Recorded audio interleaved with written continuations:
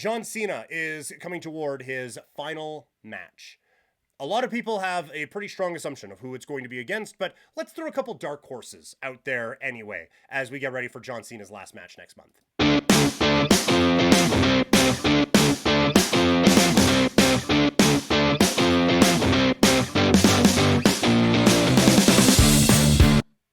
All right, John Cena taking on question mark at Saturday Night's main event in a few weeks for his last match. A lot of people are assuming that it's Gunther who is going to win the tournament and dethrone John Cena and kind of take that to the next level. And I want to say that would be my pick too. When this whole thing started, my first hope is that Bron Breakker would get that, and that would be his big main event moment. The real kind of launching of him into the main event picture. But I think Gunther is a good one here too. Someone kind of pointed out like there may be an or it might be a bit before he's back in the title picture with the whole Seth, Bron Breakker, CM Punk, that whole kind of vortex happening on one side. It might be difficult for Gunther to get back into that title picture. So get him a big win, keep him in the main event, and give him kind of a big resume building thing as this dominant person and that this dominant heel that just took away our hero. So I do think that is the one that makes the most sense. But I have three guys who I think you could do something very interesting with. The first one is LA Knight.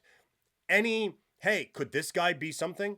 LA Knight is going to be included in it for most wrestling fans. He has just been a real star over the last couple of years. And it feels like for whatever reason, there's just not a confidence with him to fully commit to him as a main event guy. I think that you could really lock something in with LA Knight as this real main event talent. Also, John Cena's not going to be there. Monday was his last television. He is not going to be there to build these shows up anymore. LA Knight, more than capable on the mic to really, really create a lot of intrigue in a last match promotion that isn't just it's John Cena's last match. I think he could really, really sink his teeth into that creatively and give us a whole lot to be excited about. Up next is Penta. I just think he needs a big boost. I think that match would be incredible. I think it would be a match that we just never thought of. Penta against John Cena. The storyline purposes, I don't know what it does, but I do think it kind of resets things after what has been a bit of an underwhelming opening year for Penta in the WWE. And the last one is Carmelo.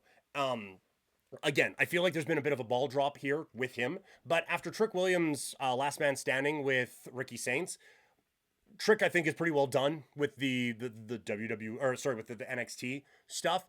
I think you could start a very big faction type of thing with Carmelo at the front of it, and Trick Williams also. And they've been kind of teasing Trick and Kalani Jordan together. You could bring her in as well. I think there is really something you could do to really jumpstart that. And now you are turning the John Cena retirement thing, instead of it helping out one performer, now it helps out three. Also, I have just said, I know Booker big ups a lot of guys on commentary.